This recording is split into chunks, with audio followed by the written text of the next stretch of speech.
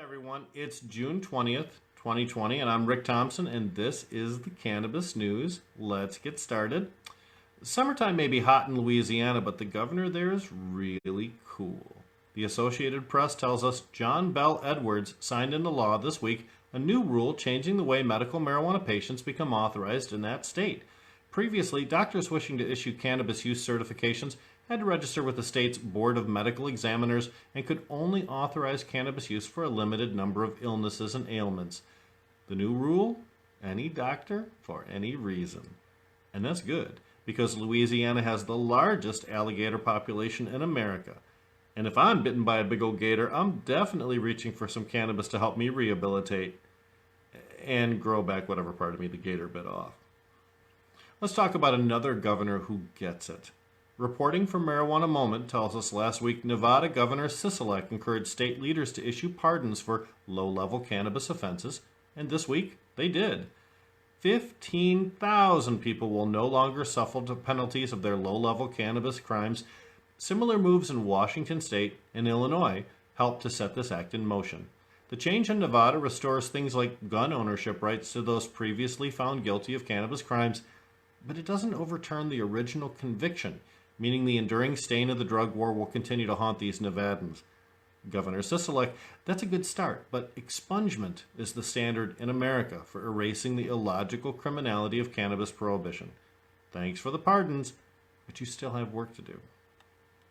Awesome news site Ganjapreneur told us that the NBA is not going to test its players for cannabis during the coronavirus-shortened 2020 basketball season. T.G. Branfelt writes that the league will be testing all players for performance-enhancing drugs, but not testing for recreational drugs, a category which they consider cannabis to be in. And that's fantastic, because the NBA has proposed to host their so-called bubble season at Walt Disney World in Florida, which is sometimes called the happiest place on earth. For those NBA players, that phrase might actually be true now. The cannabis industry is full of former NBA players and officials, all scrambling to make a name for themselves, including former Detroit Piston and legendary bad boy John Sally, who spoke to thousands of people at last year's Hash Bash celebration in Ann Arbor. Gus Burns from MLive tells us there's another milestone achieved in Michigan's expanding cannabis industry. Sales of adult-use cannabis has surpassed sales for medicinal cannabis for the first time in the Great Lakes state. This is remarkable for a few reasons.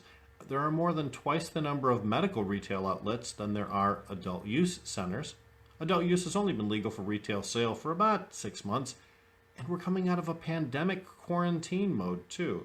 Between June 8th and June 14th, Michigan sold nearly $20 million in cannabis 1 week through its retail sales outlets, about $9.97 million in medical and $10.02 million in adult use or recreational sales.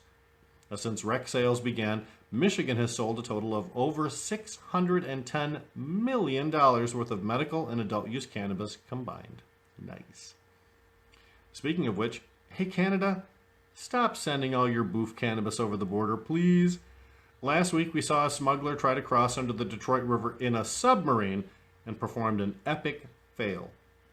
In New York, people have been arrested for smuggling cannabis in coffee grounds and peat moss. That's disrespectful.